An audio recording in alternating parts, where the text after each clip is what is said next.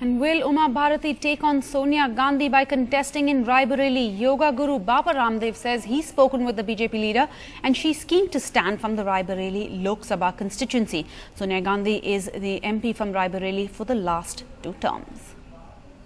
उमा भारती जी का जो आपने रेकमेंड किया, आपकी कुछ बात हुई उमा जी से रेकमेंड करने से पहले? नहीं, आज कल मेरी कोई बात नहीं हुई। पहले कभी?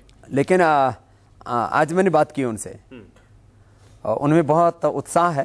अच्छा। और मुझे लगता है यदि बीजेपी उनका जो है नाम आगे करती है तो मैदान में जंग जबरदस्त होगी। और अगर वो करती हैं तो आप जाके वहां सपोर्ट करेंगे। 543 सीटें एक तरफ, वो कहते हैं ना शतरंज के खेल में राजा को हरा दिया जाता है ना, तो प्यादे तो अपने आप ही मर जाते हैं। तो अगर वो लड़ जाती है वहां से तो उनको आप लड़ाएंगे और जिताएंगे और हम जाएंगे। आप जाएंगे वहां पे? और मैंने कहा लड़ाएंगे, जाएंगे और जिताएंगे।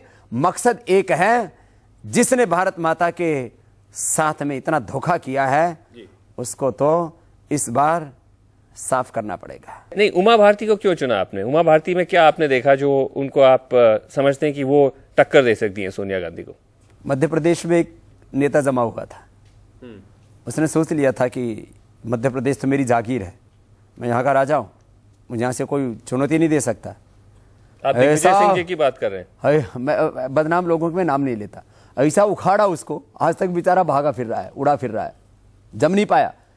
उमा भारती में जज्बा है, शौर्य है, पराक्रम है। वो चाहती तो कोई सेफ सीट पर लड़ सकती थी।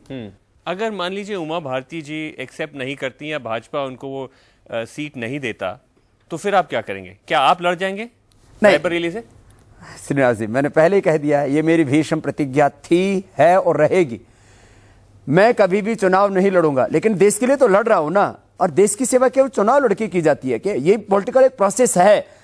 और इसीलिए हमने कहा कि हमको एमएलए, एमपी, सीएम, पीएम नहीं बनना, लेकिन देश को बनाना और बचाना, क्योंकि कुछ लोग देश बेचने में लगे।